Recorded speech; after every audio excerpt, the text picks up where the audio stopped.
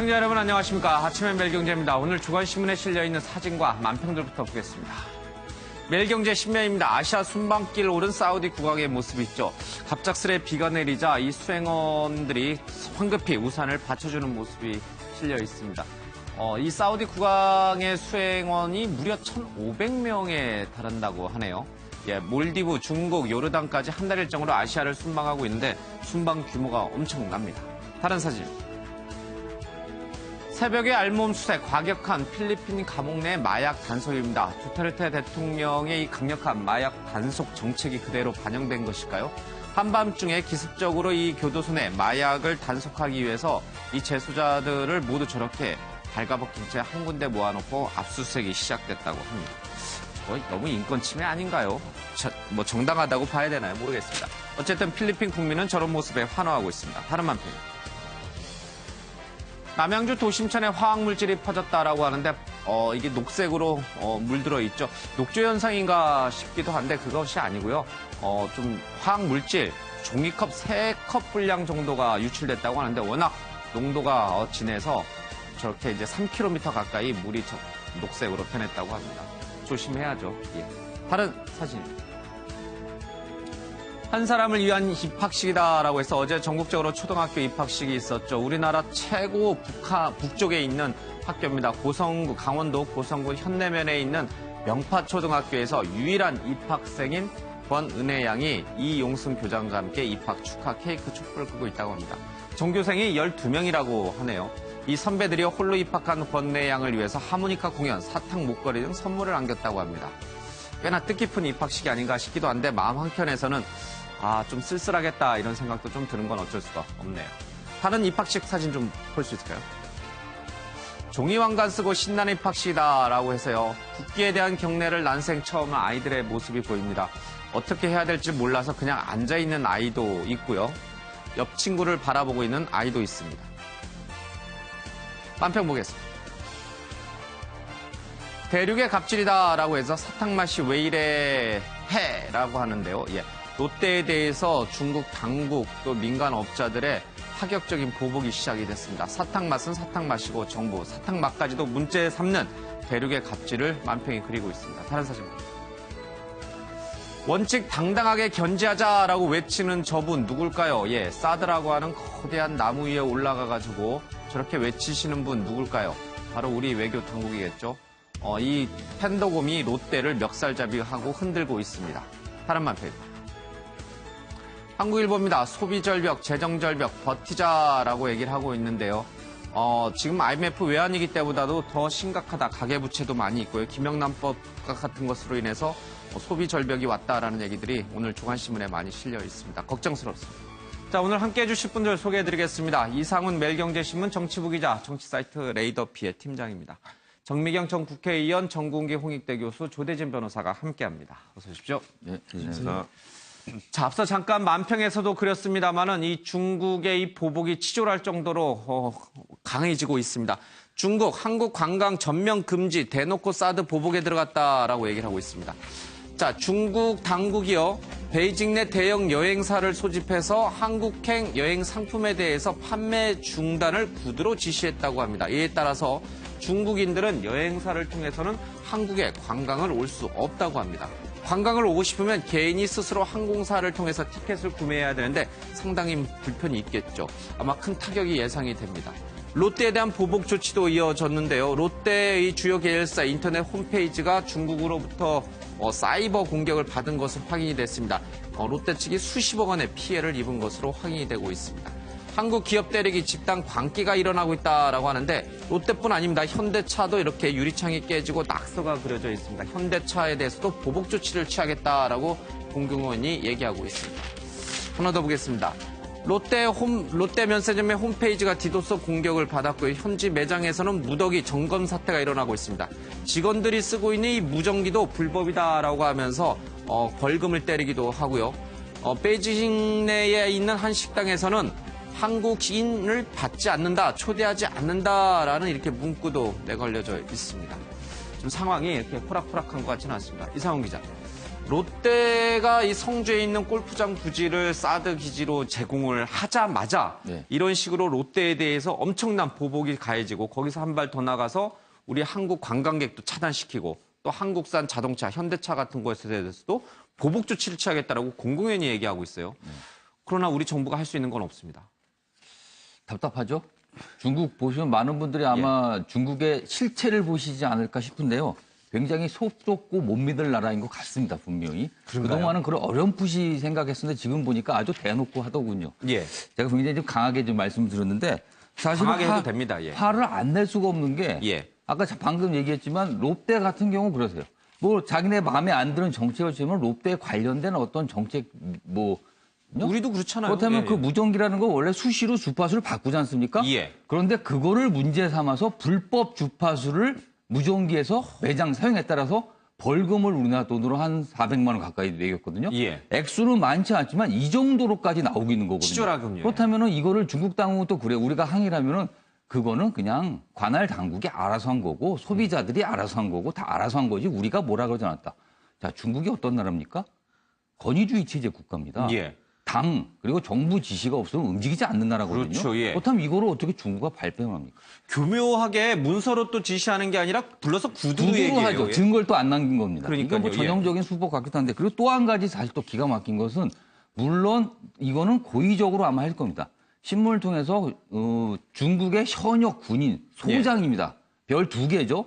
소장이 상주를 폭격할 수도 있었다라는 얘기를 하거든요. 우리나라 국토인 상주를 폭격할 수도 있다. 이거는 뭔가요 도대체? 선전포가 그러면서 아닙니다. 그 근거가 뭐냐면 어차피 한국과 중국은 예. 이미 국지적 교전 상태에 있다는 얘기까지 해요. 교전 상태에 있다. 그렇다면은 중국은 우리를 지금 적국으로 보는 겁니까? 이거에 대해서 외교 당국이 한번 물어볼 필요가 있다고 봅니다. 예.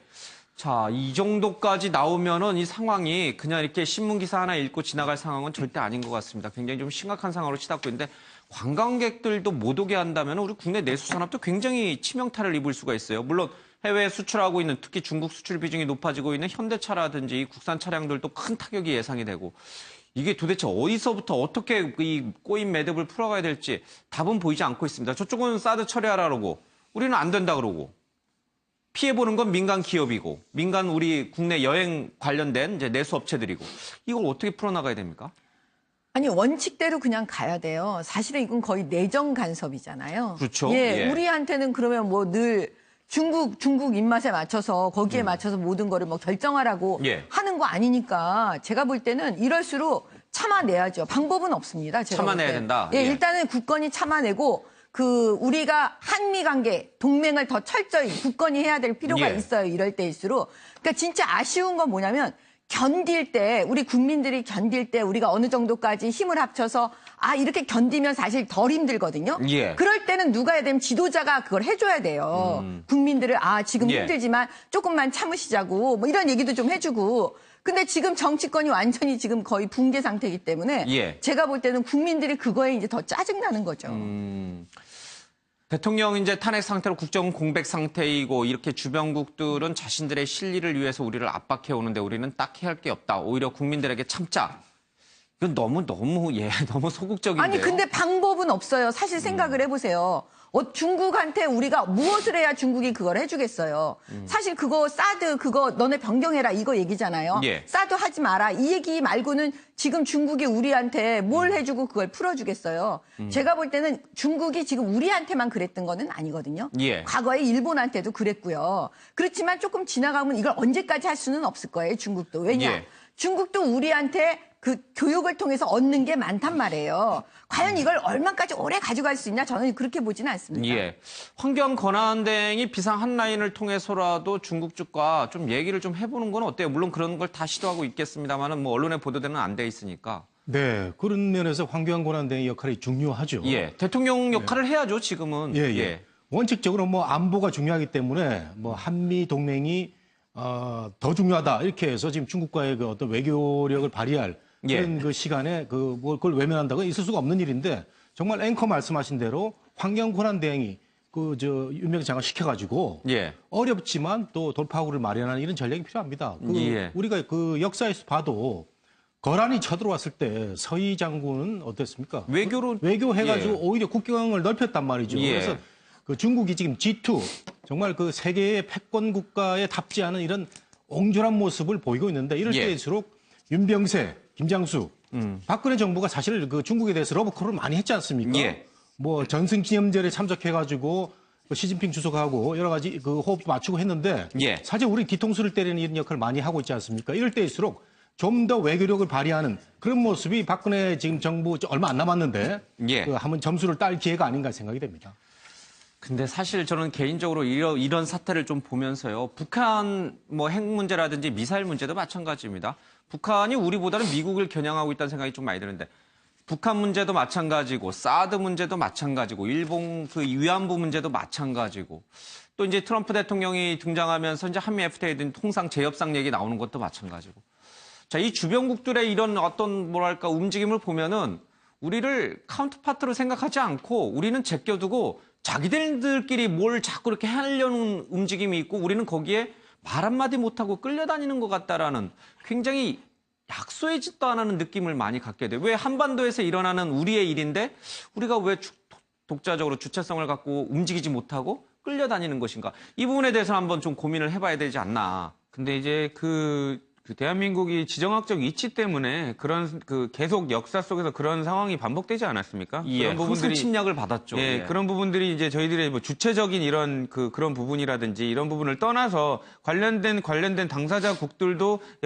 집요하게 우리하고 연결지어가지고 문제를 해결해야 되니까 본인 의사가 예. 강하게 전달해야 될 수밖에 없다는 그런 상황 때문이기도 하고요. 이제 다만 이제 좀 아쉬운 부분은 아까도 말씀 주셨지만 예. 그럴 경우 좀 이제 외교 마찰이라든지 이런 게 있을 수 있기 때문에 어떻게 보면 편하게 넘어가야 된다는 생각 때문에 관계 설정 자체를 그렇게 강대강으로 몰아가지 않으려는 그런 어떻게 보면 안이한 예. 생각 때문에도 그런 이런 상황적 그러니까 관계적 위치가 이렇게 관성화돼가고 있다라고 이렇게 좀 봐야 될 것 같습니다. 안타깝습니다. 예, 뭐 이스라엘 얘기를 들을 필요는 없겠습니다만 그 이슬람 국가들의 중동의 다 한복판에 쌓여있는 이스라엘은 여러 이제 위협에 있음에도 불구하고 본인이 그 지역 질서라든지 이런 정세를 이제 주도해 나가고 있는데 우리는 언제쯤 그런 막강한 힘을 좀 갖게 될까요? 안타깝습니다. 어쨌든 이 치졸한 대국의 모습, 치졸하다고 욕만 하고 있을 일은 아니고 근본적인 대책을 좀 강구를 해야 될 것 같습니다. 자, 험재 재판 판결로 좀 넘어오죠. 탄핵 심판 두 번째 평의가 어제 열렸습니다. 박근혜 대통령의 중대한 위법성 여부를 놓고 토론을 벌이고 있다라고 얘기를 하고 있는데요.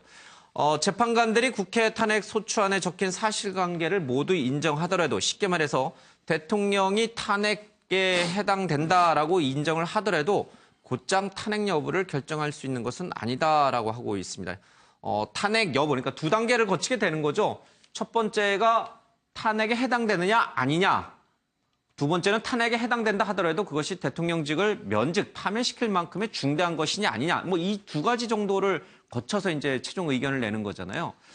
첫 번째 노무현 전 대통령 때도 위법하지만 이거를 대통령직을 중단시킬 정도로 위법한 건 아니다. 이래가지고 사실은 기각이 돼서 올라온 거잖아요. 대통령이 복귀하신 거잖아요.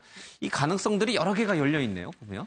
아니 그러니까 그게 법에 정해져 있지는 않아요. 지금 평의 내용은 뭐 1단계, 2단계 이렇게 정해져 있는 건 아니고요. 예. 우리가 쉽게 생각하면 노무현 대통령 때의 사건을 생각해 보면 쉬워요. 그게 뭐냐면 헌법 법률을 대통령이 위반했다고 해도 예. 그게 아주 중대해서 이게 탄핵 사유까지 갈 거냐 말 거냐. 제가 볼 때는 그게 가장 나중에는 문제가 되겠죠. 예. 그러니까 그 중대한 위법이라는 얘기가 바로 그래서 나오는 거예요. 노무현 대통령 때는 위반했다, 법률 위반. 그러나 그게 좀 미약해서 탄핵에 이르지는 않는다. 아마 이런 결정을 내린 거잖아요. 그렇죠. 예, 그렇기 때문에 지금 헌법과 법률을 박근혜 대통령이 위반했다라고 만약에 평의에서 나와도 그게 탄핵을 할 정도냐 아니냐. 예. 이거 가지고 또 고민을 해야 되겠죠. 그렇겠죠. 그래서 예. 우리 앵커가 지금 얘기하는 1단계, 2단계가 바로 그 지점을 얘기하고 있는 겁니다. 그렇겠죠. 이제 탄핵 기각이냐 인용까지 가기 위해서는 여러 가지를 좀 복합적으로 생각을 해야 된다. 그런 뜻인 거죠. 단순하게 위반, 그래서 탄핵, 이건 아니라는 거죠. 그렇죠. 자, 그럼 대통령의 이 탄핵, 법률 위반 여부, 국회 쪽에서는 13가지를 들었어요. 그렇죠? 그 13가지 중에 뭐 어느 한 가지만 해당돼도 그 한 가지가 중하다라고 하면 탄핵에 갈 수 있는 건데 여러 가지 이제 얘기들이 좀 있는데 첫 번째가 이제 아마 뇌물죄 부분이 되지 않을까 싶어요. 이 매경신문에서는요.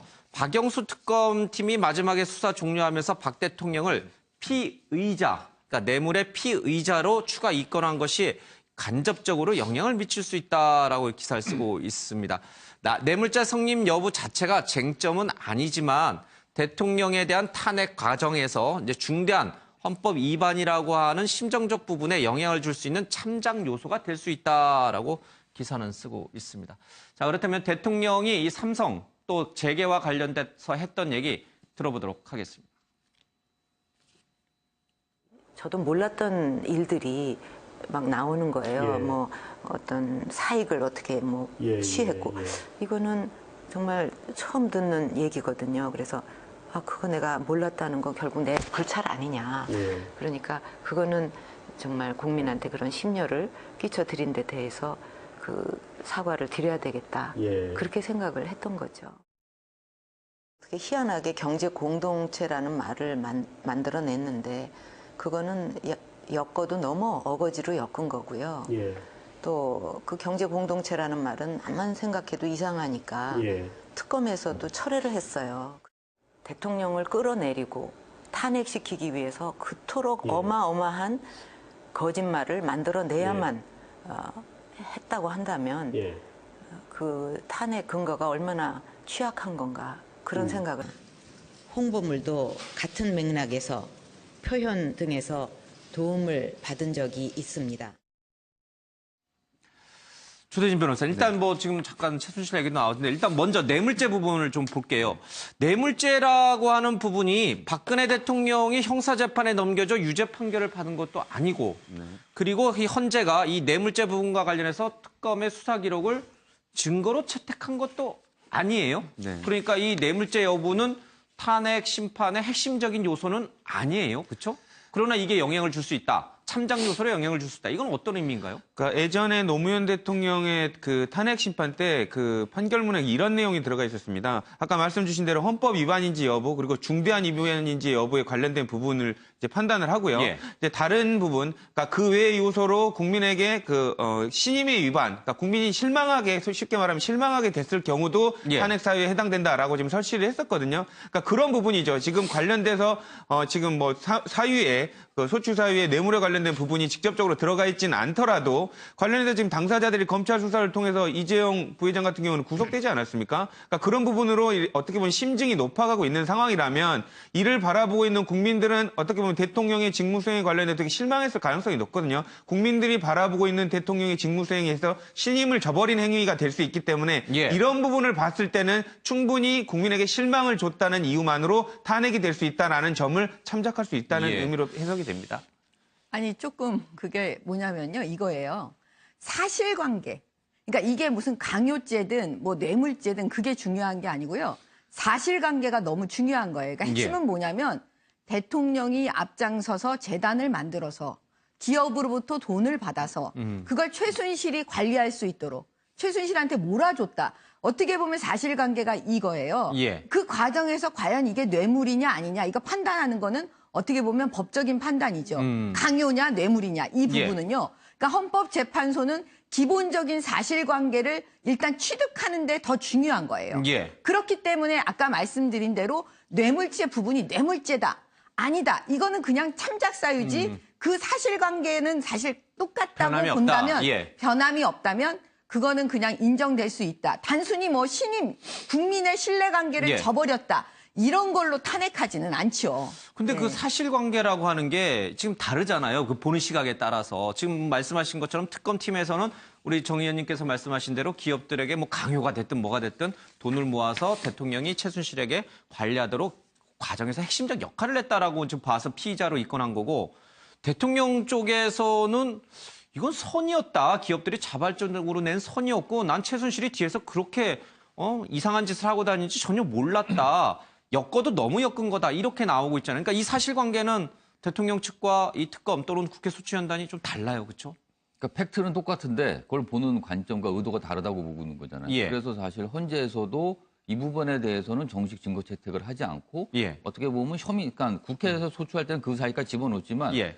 헌재에서는 그거를 구체적인 아주 판단에 결정적인 근거를 삼지는 않겠다는 식의 반응을 보인 거거든요. 예. 그렇기 때문에 여기서는 이게 참작 요소라는 거죠. 그게 전체적인 판결할 때 사실 헌법재판이라는 게 아까 1단계, 2단계 말씀하셨지만 예. 1단계에서는 위법사항에 대한 명확한 부분을 좀 설정을 해놓고 예. 그것이 중대성이란 부분, 그러니까 어떻게 보면 중대성은 정치적 판단을 한 거거든요. 예.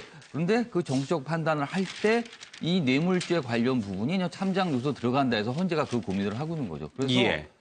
많은 예의가 있긴 하지만 헌법재판소에서 탄핵 심판 결정을 할 때 아주 결정적인 내용에 대해서는 명확한 걸 가지고만 할 겁니다. 그래서 지금 추정하면 가장 명확하게 드러난 거는 여러 가지가 있지만 가장 첫 번째가 뭐냐면 청와대 내에 있는 기밀을 유출했다는 부분은 예, 누가 기밀. 봐도 부인할 수 없는 거거든요. 예. 그리고 문서까지 나갔다라는 거는 객관적 예. 사실이니까 그 부분은 명확하게 아마 판단을 할 거고요.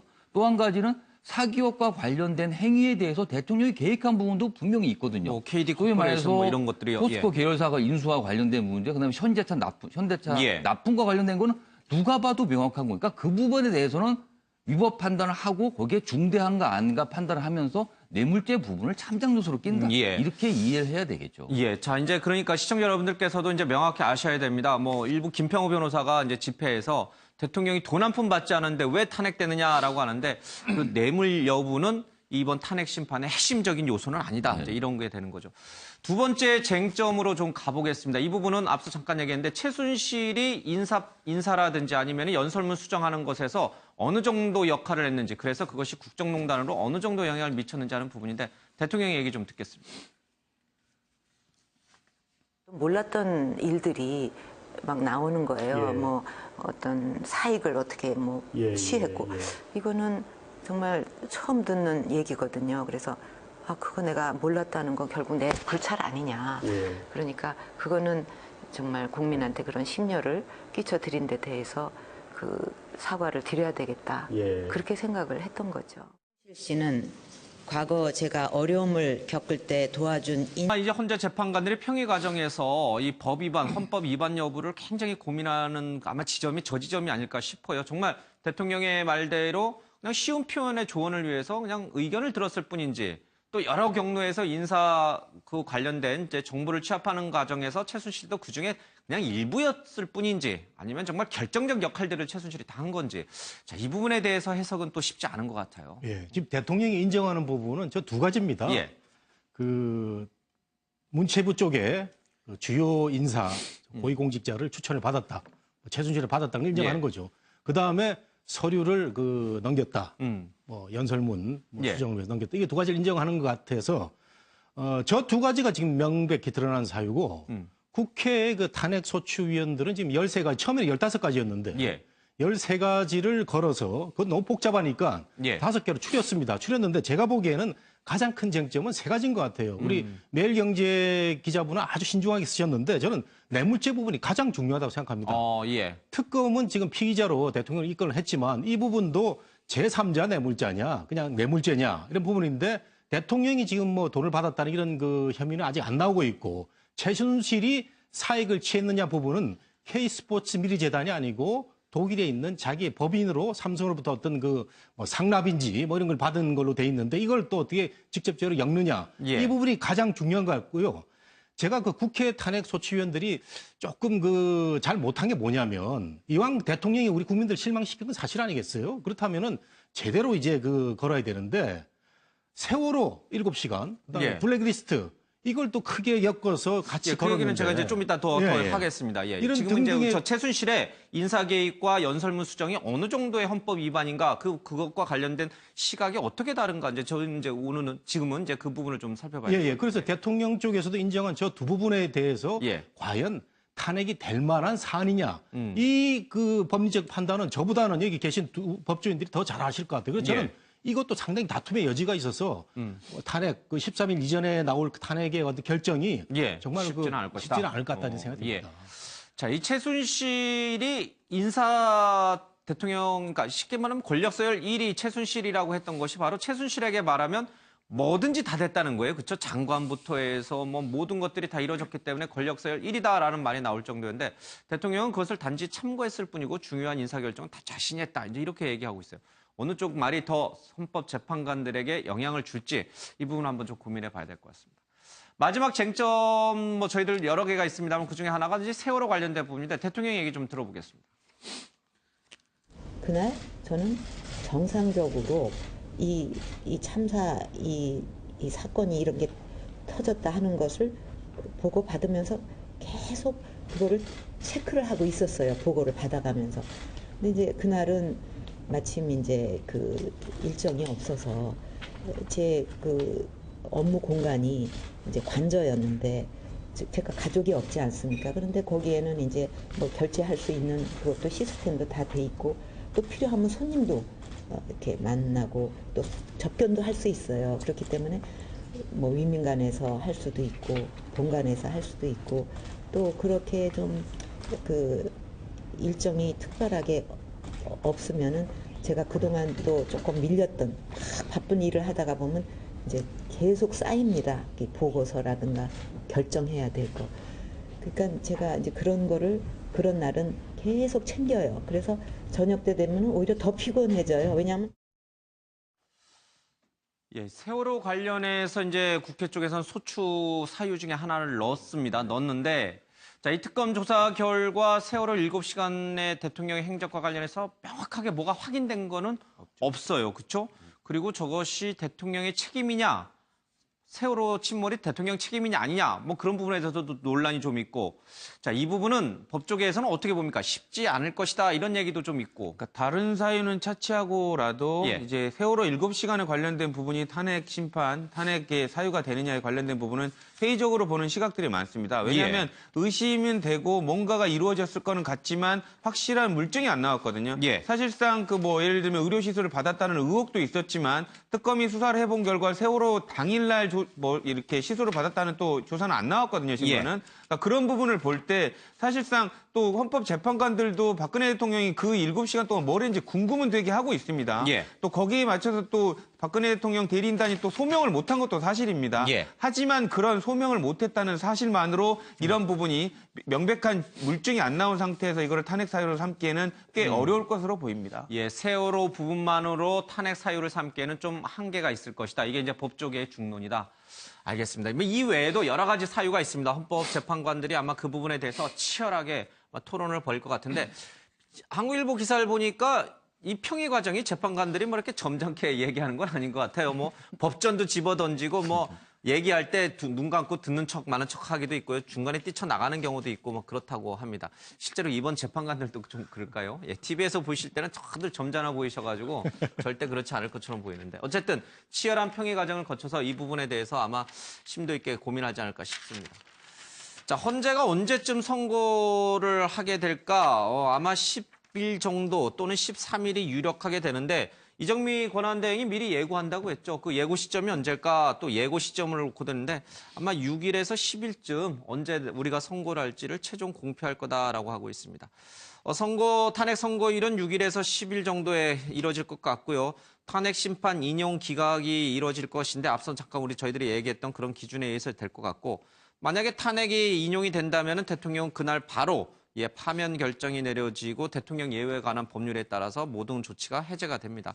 그리고 결정서에 소수 의견이 나올까 하는 부분도 좀 있는데, 소수 의견을 넣을 경우에는 오히려 국론 분열을 부추길 수 있기 때문에 만장일치 의견을 낼 수도 있다, 이런 시각도 좀 나오고 있는 것 같습니다. 하나 더 보겠습니다. 자, 정치 성향은 영향력이 미미하고 법률과 소신에 따라서 결정할 것이다라는 세계일보 시각이 있습니다. 재판관 지금 8명의 정치 성향을 분류해 보면요. 서기석 재판관과 조용호 재판관은 대통령이 임명을 했기 때문에 보수로 좀 분류가 되고 있습니다. 특히 서기석 재판관의 경우에는 강한 보수다, 뭐 이런 얘기도 지금 안팎에서 나오고 있고, 안창호 재판관은 새누리당에서 추천한 재판관인데 약간 중도다라는 얘기도 좀 흘러나오고 있습니다. 정미경 의원님, 실제로 어떻습니까? 이 정치 성향에 따라서 영향을 받게 되나요? 아니면 사실과 법률적인 소신에 따라서, 법률가의 소신에 따라서 이렇게 하게 되나요? 헌법재판소 자체가 어떻게 보면 재판관들의 성향하고 좀 연결되어 있어요. 왜냐하면 정치적인 재판을 하는 곳이니까요. 예. 그런데 그렇다고 해서 그게 다 또 그렇게 되느냐? 그거는 또 아닌 것 같아요. 왜 그러냐면 통진당 해산 기억나시죠? 예. 그때 이제 많은 언론이나 많은 분들이 또 전문가들이 분석을 할 때 이정미 재판관에 대해서 되게 주목을 했어요. 기각할 거라고 다 봤잖아요. 네, 왜냐하면 이정미 재판관은 다 아시는 바와 같이 진보 성향이 좀 강하신 분이라서 이정미 재판관이 통진당 해산에 찬성할 거라고 생각을 많이 못했을 거예요. 근데 그런 것처럼 근데 찬성하셨거든요. 예. 예, 다 기억하시죠. 해상 결정을 내려놓았죠. 예. 네, 해상 결정을 하신 분이에요. 그러니까 그때 당시에 그분은 이 정도 되면 이거는 그 우리의 헌법과 예. 법률을 위반한 거다라고 정당 해산의 결정을 하신 거예요. 예. 그러니까 또 이념 성향하고는 어떻게 보면은 또 맞지 맞지 않잖아요. 않죠. 예. 그러니까 이번에도 그럴 것 같아요. 예, 그런 본인의 어떤 성향과 상관없이 왜냐하면 이거는 굉장히 중대한 문제이기 때문에 그러니까요. 다 예. 내려놓고 정말 이 나라와 그다음에 우리나라의 미래와 예. 이런 걸 보면서 제가 볼 때는 이번에는 더 심각하게 결정할 것 같습니다.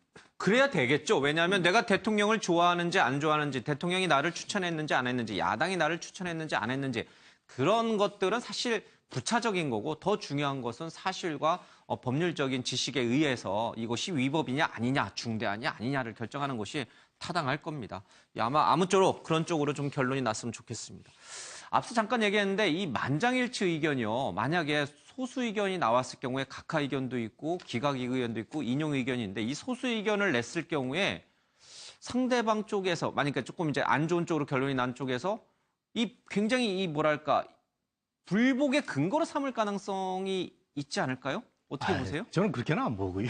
그래요? 그 소수 의견이라는 게 미국 예. 그 대법원도 그렇고 사상의 다양성, 예. 표현의 다양성 이걸 그 말해주는 아주 좋은 그런 그 구조입니다. 그렇기 예, 예. 때문에 저는 8대 0을 바라는 분들의 그 어떤 그것도 굉장히 전체주의적인 생각인데 예.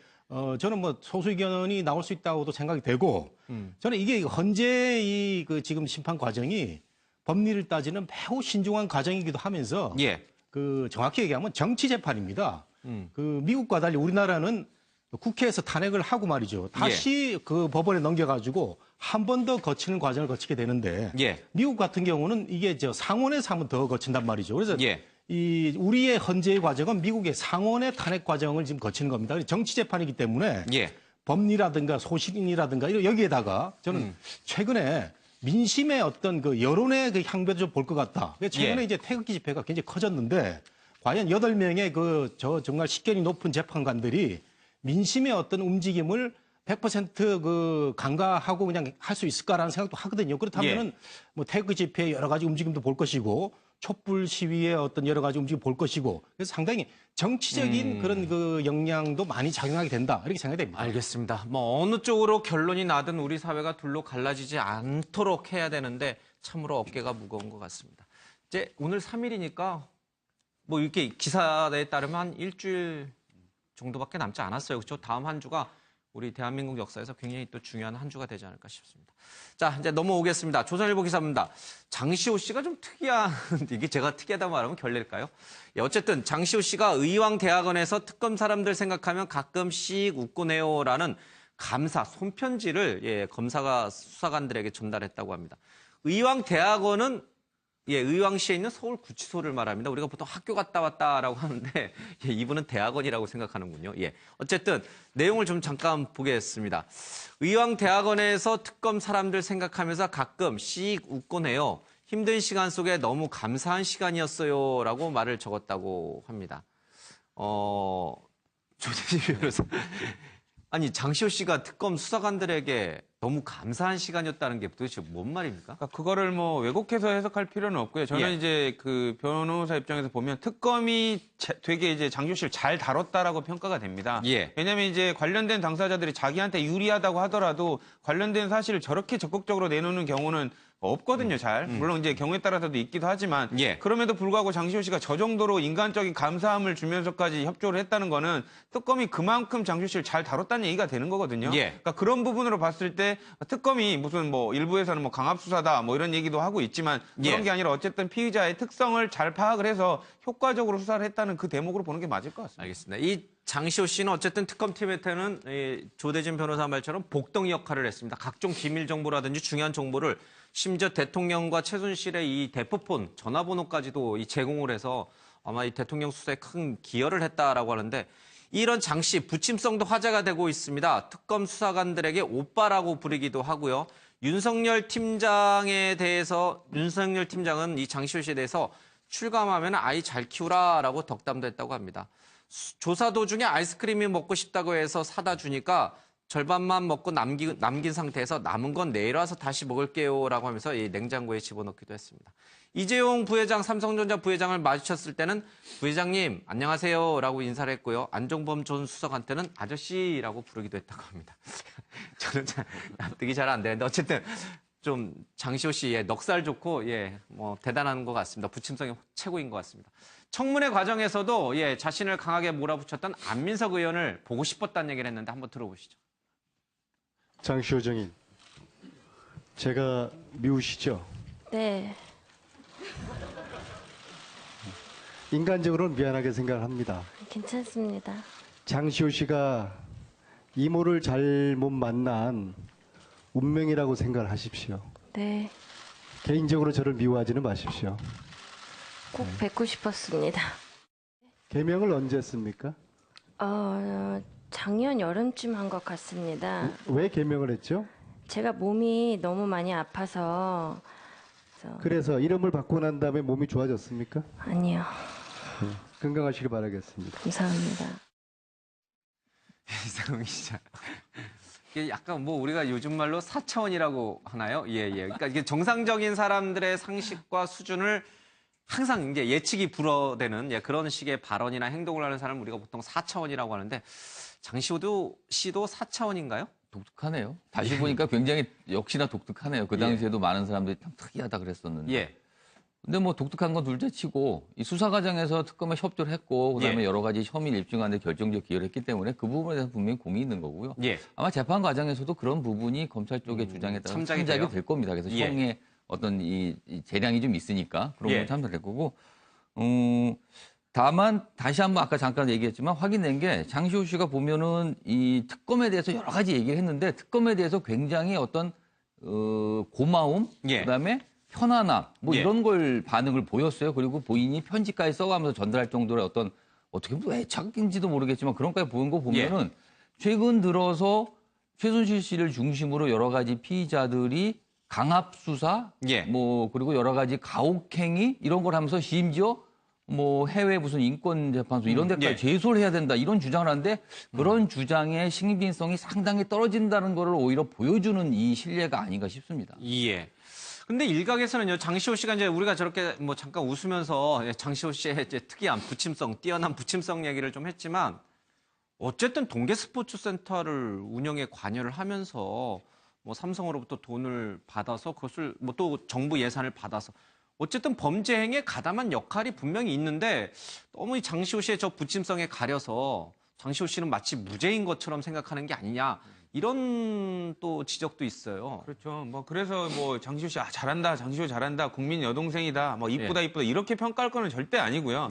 왜냐하면 지금 장시호 씨가 수사 협조를 한다고 하더라도 지금 있는 곳은 서울 구치소입니다. 관련된 재판을 또 받고 있거든요. 다만 이런 부분에 있어서 이제라도 반성을 해서 수사 협조를 하고 진짜 밝혀져야 될 부분을 밝히도록 도와주고 있기 때문에 그런 부분에 있어서는 이제 정상이 참작이 되어야 된다는 부분이고요. 그런 부분만 똑 떼어놓고 본다면 그 부분은 잘했다라고 칭찬을 해야 되는 부분이라고 평가가 됩니다. 뭐 매사에 긍정적인 사람이 되라라는 얘기를 어른들이 많이 하시는데 구치소에서도 이렇게 긍정적 생각을 하고 있으면은 뭐 70일이 휙 지나가고 굉장히 의왕대학원에서 열심히 공부도 하고 뭐 그랬다고 하네요. 그냥 웃으면서 넘어가야 될 것 같습니다. 자, 이 방금 나왔던 안민석 의원이요 독일로 갔습니다. 그 이유가 뭘까요? 조아라 아나운서 얘기 듣고 오겠습니다. 네, 작년부터 안민석 의원은 최순실 씨의 국정농단 의혹을 파헤치기 위해 몇 차례 독일을 찾았었죠. 최근 최 씨의 은닉재산을 추적하기 위해 또다시 독일을 찾았습니다. 이번엔 과거 독일에서 최 씨를 도왔던 노승일 전 부장도 함께했는데요. 안 의원은 현재 교민들의 제보를 받으면서 최 씨의 독일 재산을 추적하는 터닝포인트를 맞았다고 전했습니다. 베일에 쌓여있는 최 씨의 재산이 무려 10조 원이나 된다는 소문까지 나왔는데요. 일부에선 수천억 원대가량으로 추측하지만 특검에서 확인한 재산만 약 200~300억 원 정도 됩니다. 이에 대해 안 의원은 진짜 최 씨의 재산 중 30% 정도 밝혀져 있을 거라 답했는데요. 과연 최순실 씨의 재산이 마지막엔 밝혀질 수 있을지 많은 이들의 관심을 모으고 있습니다. 대담으로 넘어가시죠. 이상훈 기자. 지금 특검은 이제 수사를 종료하면서 최순실의 재산을 뭐 고작 200억, 300억 정도로 했어요. 근데 이 사건 초기만 해도 뭐 8천억이니, 뭐 10조 원이니, 유령 네. 페이퍼 컴퍼니 500개니, 뭐 이런 얘기들이 계속 흘러나왔고 그 주장의 어떤 근거가 된 사람 중에 하나가 바로 안민석 의원이거든요. 네. 이제 어찌 보면 본인 말이 조금 잘못될 수도 있다라고 느꼈는지 다시 독일로 갔는데 정말 우리가 아는 게 안 의원의 주장처럼 30%에 불과한 거예요? 아니면 특검이 밝혀낸 200억, 300억이 정말 최순실의 전 재산인 거예요?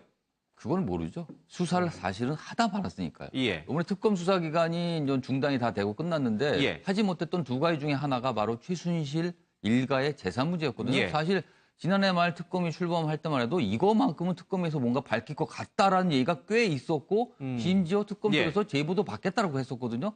근데 여러 가지 다른 수사를 하다 보니까 밀려해서 결국 못하고 지나갔습니다. 예. 사실은 국내에도 사실 이 최순실 일가의 재산과 관련돼서는 이미 예. 자료가 있거든요. 예. 과거 역대 정부들이 다 최순실 일가를 주시하면서 재산 형성 과정 내지 아니면 세금과 관련된 부분을 차곡차곡 국세청을 통해서 자료를 모아놨고 예. 이미 국가에서 국가 기록 문서로 보관이 돼서 지금 이렇게 밀봉이 예. 된 상태인데 국회 쪽에서 그건 마음만 먹으면 풀 수 있지 않을까 하는데 국회는 통 관심이 없습니다. 예. 말만 무슨 최순실 일가 다 잡아야 된다 뭐 해야 된다 하지만 막상 그런 방법이나 해법이 있는데도 그런 문서에 대한 관심을 두지 않더군요. 그래서 다시 한번 국회 쪽에서 제가 좀 질타하는 얘기를 좀 하고 싶고요. 그리고 사실은 독일 검찰도 이미 최순실 씨에 대한 수사를 진행하고 있거든요. 예. 특히나 돈 세탁 부분을 유럽 쪽에는 굉장히 엄하게 처벌하는데 오히려 더 국내 검찰보다는 오히려 독일 쪽에서 최순실 씨의 돈 세탁 부분과 관련된 수사 결과가 나올 가능성이 더 농후해 보입니다. 예. 그러면 안 의원이 독일로 간 게 뭐 헛걸음은 아니다. 그렇죠. 거꾸로 만약 독일 쪽에 오히려 더 증거가 예. 많을 가능성이 있는 거죠. 그럴 가능성도 있군요. 그렇지만 최순실은 찾아봐라. 찾아서 너 다 가져라. 있으면 몰수해라라고 아주 당당하게 특검 쪽에도 얘기를 좀 하고 있습니다. 근데 아직 빨간 근거도 발견되지 않았고, 근데 이상우 기자 말대로 진짜 최순실이 그렇게 주도면밀한 그런 어떤 행보를 보였는데 어디에다 얼마를 숨겨날지 알 수 없는 상황에서 있으면 몰수해라. 찾아낼 수 있을까? 그런 또 회의적인 시각도 좀 있어요. 아니, 지금 저도 가장 안타까운 게 뭐냐면 지금 특검에서 사실은 밝히는 게 제일 쉬워요. 대한민국에 밝혔잖아요. 지금 하다가 만 상태잖아요. 그러니까 그게 사실은 좀 아까워요. 아깝다는 표현이 더 정확할 것 같아요.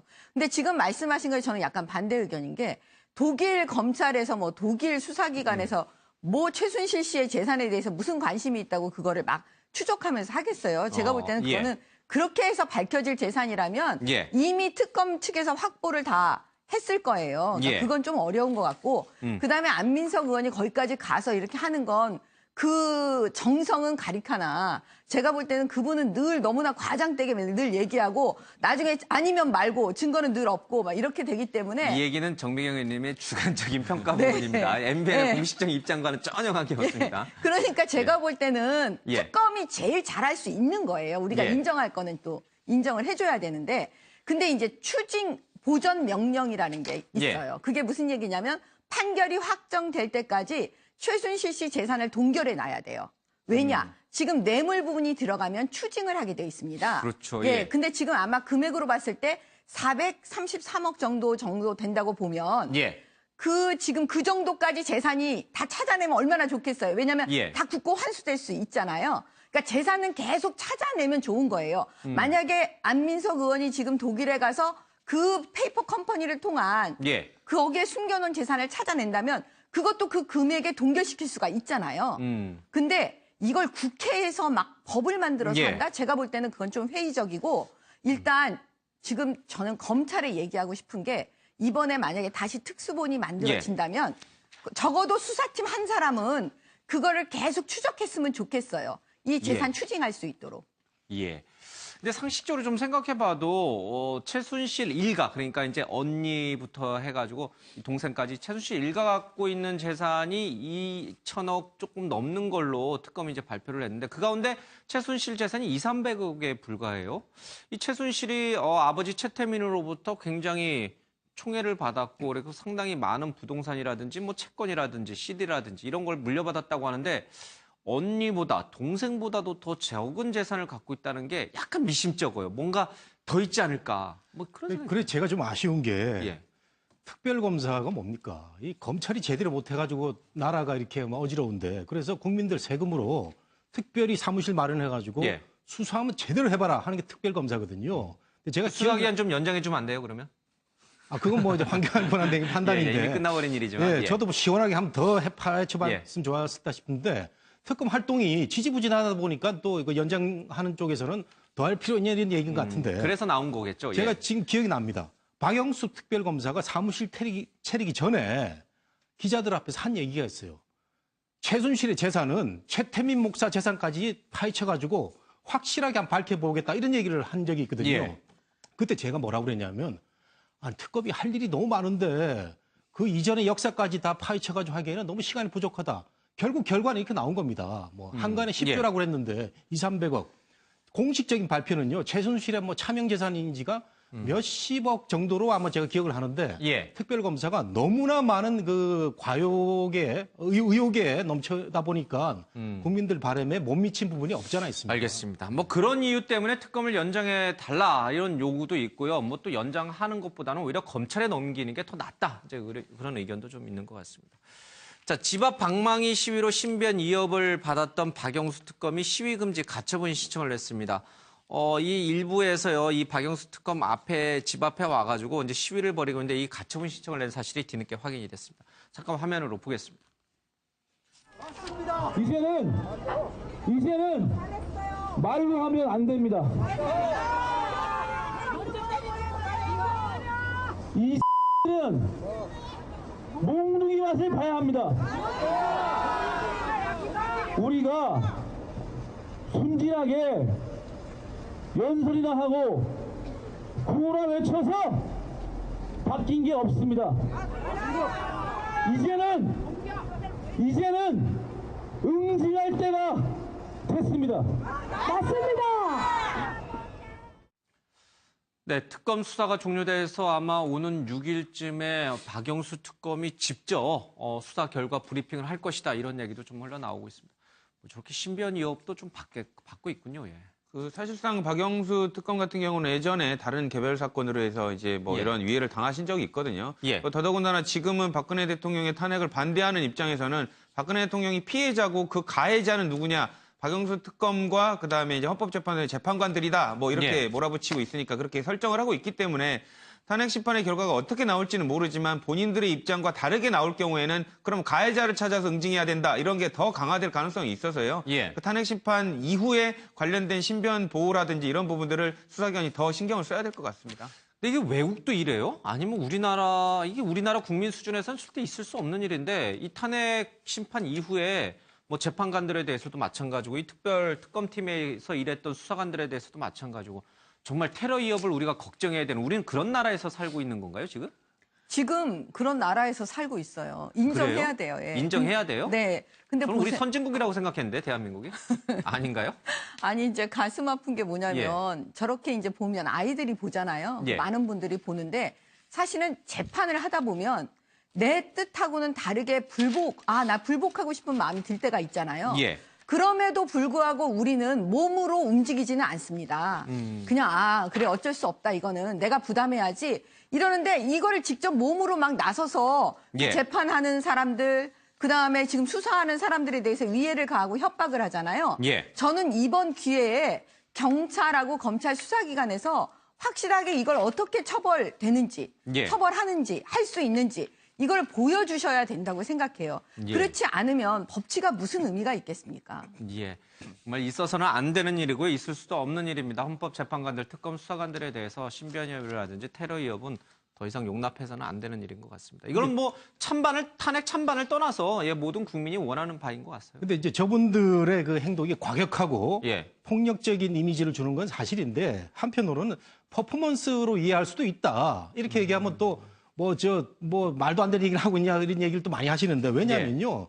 미국에서도 선거 과정에서 트럼프 목을 치고 불태우고 하는 일이 많았습니다. 그래서 저는 퍼포먼스로 이해를 하고 싶은데 물론 과격하고 잘못된 거죠. 너무 걱정할 일이 아니다. 이런 뜻인가요? 아니요. 그 정도까지는 아니고 너무 명백한 어떤 위협이나 테러의 사례나 테러 위협이 있느냐 이런 걸 법조인들이 많이 따져야 되는데 퍼포먼스적인 게 있다. 그래서 제가 지금 야구 방망이를 들었다고 그러는 잘 봤더니 어떤 사람이 들었는지는 화면에 안 나타납니다. 그런 점에서는 좀 우리가 저 시위하는 분들도 이런 그 주장에 대해서 좀 신중해야 될 것 같고 모든 의사의 표현은 자유롭게 하되 우리 앵커 말씀하신 대로 그 예. 선진국 시민들이 할 수 있는 그런 퍼포먼스는 또 인정하면서도 과격하면 안 된다. 예. 말씀드리고 싶습니다. 아니 어디까지 근데 야구 방망이는요 우리 법에 의하면 위험한 물건 또는 흉기에 해당이 돼요. 그거는 드는 것 자체가 이미 협박이에요. 때리지 퍼포먼스가 아니고? 않아도 예. 퍼포먼스라고 말이 그게 뭐 퍼포먼스라고 한다고 수사기관에서 그럼 예를 들면 집 앞에서 아이들이 자기 마음에 드는 아이들 집에 가가지고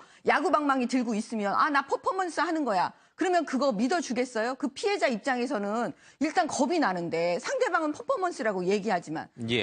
그런 얘기하면 안 되는 거죠. 퍼포먼스라고. 알겠습니다. 예, 뭐 어디까지를 우리가 표현의 자유 퍼포먼스로 봐야 될지, 뭐 또 어디까지를 그렇게 위협으로 보고 테러 위협을 하고 봐야 될지 논란은 있을 수 있습니다만 어쨌든 과격하게 비치는 행동은 하지 않는 게 퍼포먼스도 좋은 퍼포먼스 맞잖아요. 이제 그러니까 예, 그런 촛불 걸로 시위에서요. 박근혜 대통령 단두대에 올려서 뭐 이런 것도 나왔습니다. 예, 그것도 과하고 예, 그렇죠. 여러 가지 그러니까 이제 이거 과한 다 퍼포먼스는 공평히 좀 봐야 자제할 되는 필요가 거죠. 있는 네. 것 같습니다. 예.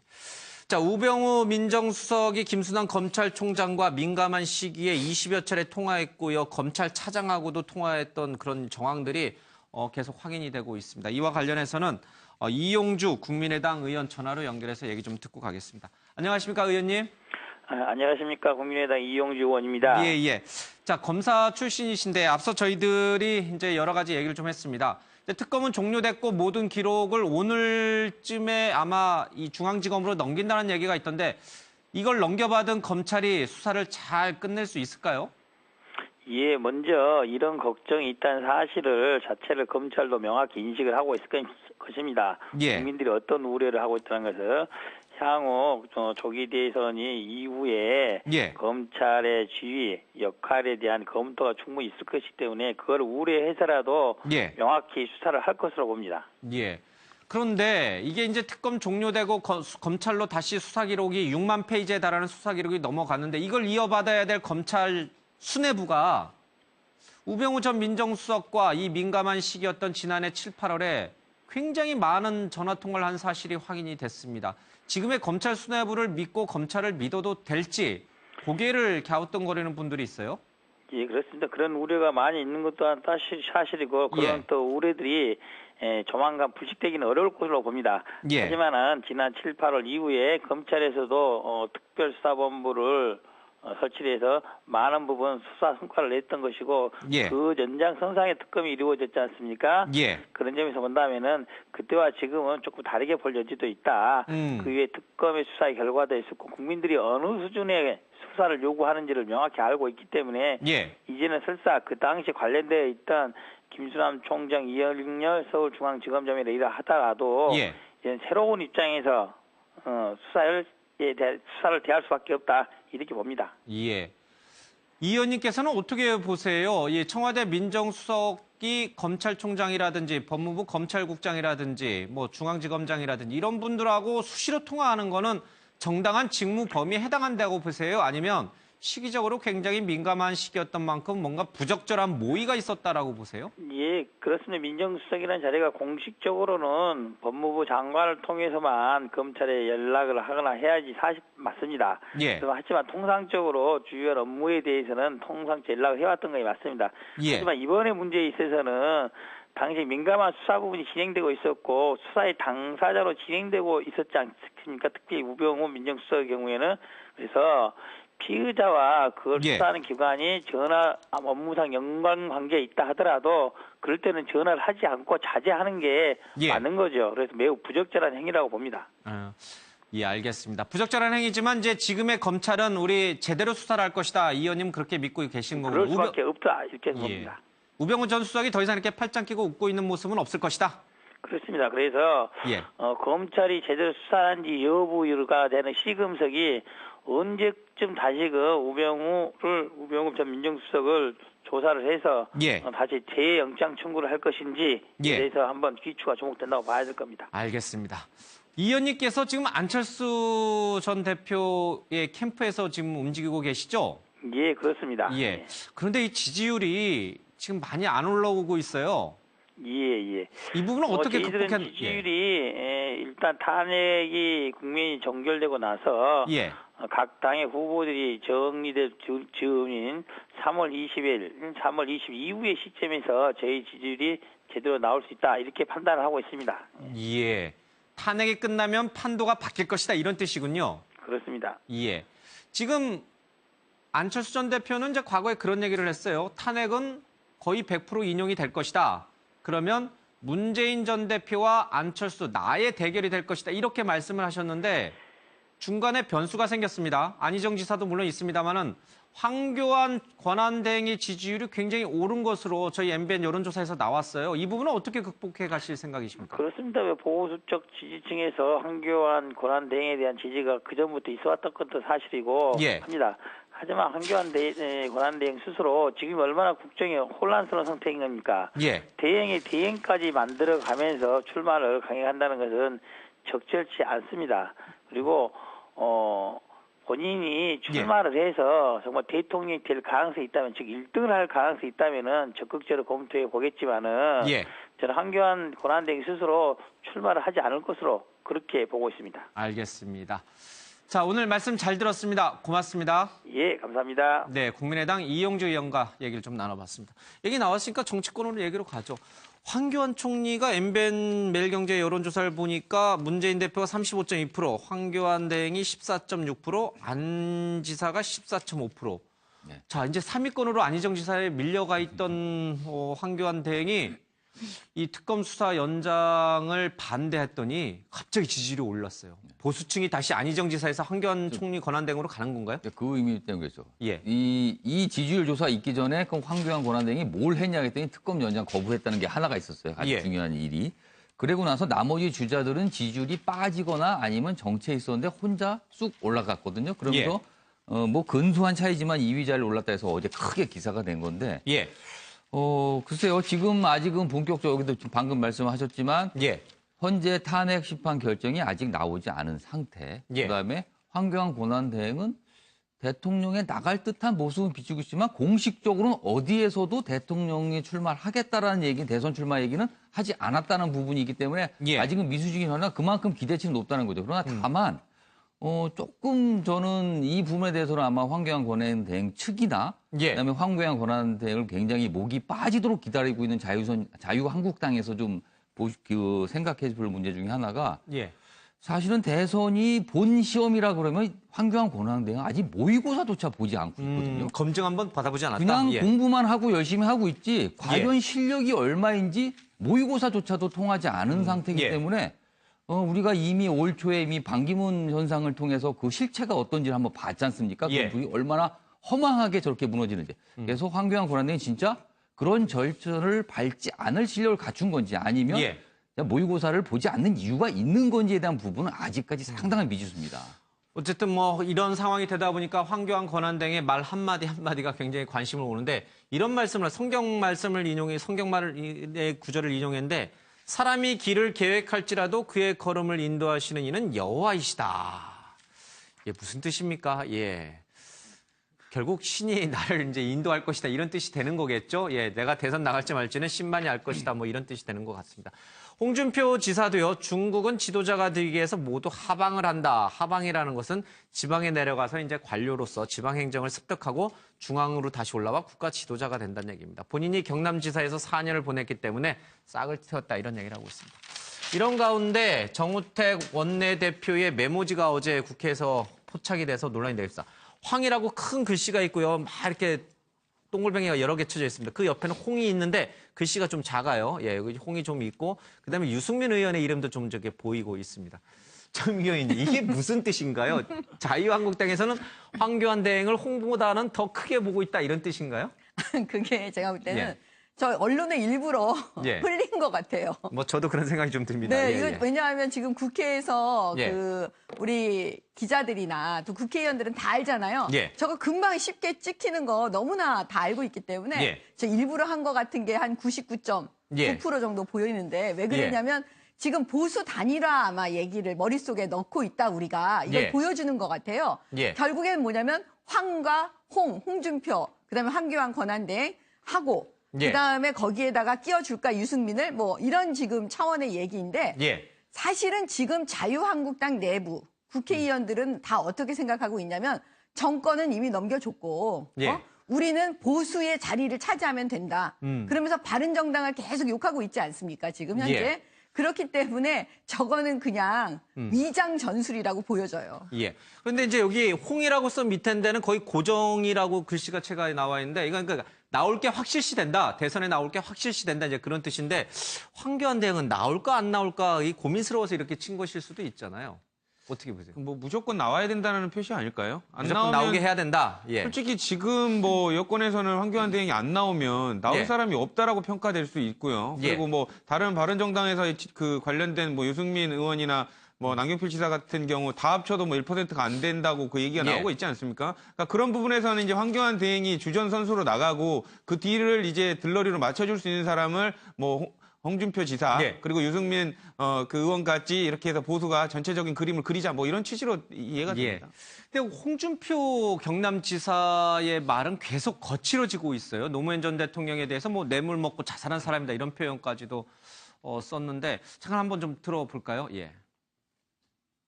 지금 민주당 1등한 후보는 저거 대장이 뇌물 묻고 자살한 사람입니다. 그럼 바로 옆에 비서실장함이 옆에서 그거 내용 몰랐다면 그건 감이 안 되죠. 2등하는 사람은 정치자금법 위반으로 실형을 살고 나온 사람이야.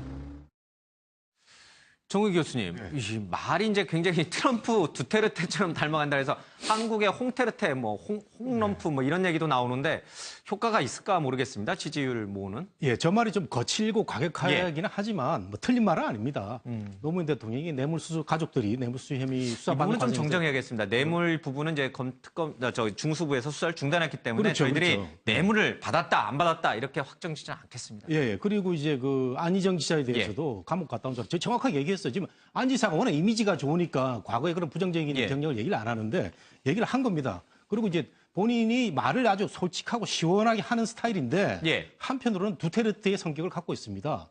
그 두테르테가 그 지금 필리핀에서 마약 상을 때려잡는데 매우 그 정교한 그 생각과 논리를 가지고 한편에서 지탱하고 있단 말이죠. 그걸 이제 본딴 것 같은데 저는 뭐 홍준표 지사의 저런 그 발언도 뭐 충분히 뭐 이해를 할 수가 있다 생각이 되고 황교안 대행이 지금 뜨는 이유는 저는 당당함과 자신감이라 보는데 그 황교안 대행의 이런 그 당당한 자신감을 보수 좋아하는 거 아니겠습니까? 근데 정우택 그 원내대표의 저런 그 약간은 정말 그 유치한 언론 플레이.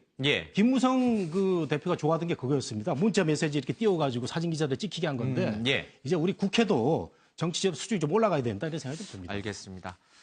우리 역사적으로 보면 이제 비운의 대통령직을 마감하신 분들이 많아요. 예, 뭐 박정희 대통령도 있고 이승만 대통령도 있고 노무현 전 대통령인데 그분들의 이 서거라든지 죽음에 대해서 어떻게 표현한 것이 우리가 예의를 갖추는 것인지에 대해서는 뭐 지지 여부를 떠나서 한번 좀 고민을 해보실 필요가 있는 것 같습니다. 안희정 탄핵 결론 승복해 안철수 대북 제재 더 강화를 해서 지지율 손해보더라도 중도 노선 걷는 두 사람의 투안이라고 합니까? 예. 이상훈 기자. 안철수 전 대표 지지율 아까 이용주 의원 받았습니다만은 진짜 이런 중도 노선을 가는 것이 원래는 사실 야당으로 분류됐었던 분들인데 이 조금 우클릭하면서 중도로 이제 표방하고 있는데 이게 나중에는 도움이 되는 거예요? 지금은 뭐 어떨지 모르겠습니다만은. 뭐 굉장히 어려운 판단을 지금 물어봤는데 본인들은 도움이 된다고 하죠. 저게 이제 소신인지 아니면 표를 의식한 행동인지는 알 수 없습니다. 그렇지만 지금 가운 분명히 중도 그리고 어느 정도 보수적인 성향을 그러니까 극우는 빼더라도 성향을 한 분들에 대한 어떤 어필, 그러니까 호소하는 측면이 분명히 있는 거거든요. 근데 우리나라 정치사를 쭉 보시면 여기 다 뭐 정치하신 분도 계시고 있지만 아주 극성, 그러니까 열성 지지자가 없는 정치인들은 항상 말로가 좋지 않았습니다. 그렇죠. 이게 뭐냐면 수많은 그러니까 모래를 몇천 톤을 갖고 있는 것보다 아주 찰진 진흙 한 덩어리 갖고 있는 게 더 낫다는 얘기들도 하거든요. 쉽게 말해서. 그게 더 오히려 더 영향력과 파괴력이 크다고. 그런데 안희정 대선주자 두 명의 안씨를 가진 대선주자가 사실은 새로운 실험, 새로운 도전을 하고 있는 건데 얼마나 효과를 볼지는 조금 지켜봐야 될 것 같습니다. 알겠습니다. 자, 마지막으로 기사 하나 더 보죠. 뇌출혈 아내 5년 병수발하던 남편 그마저도 암 걸리자라고 하는데 간병실직악순환에 죽음을 택한 50대 부부 얘기가 있습니다. 뇌출혈로 쓰러진 아내의 대소변을 받아가면서 단칸 새방에서 살던 50대 남성이 자신이 뒤늦게 대장암 말기 판정을 받자 아내를 두고 내가 먼저 갈 수 없다라고 하면서 동반 자살을 선택을 했습니다.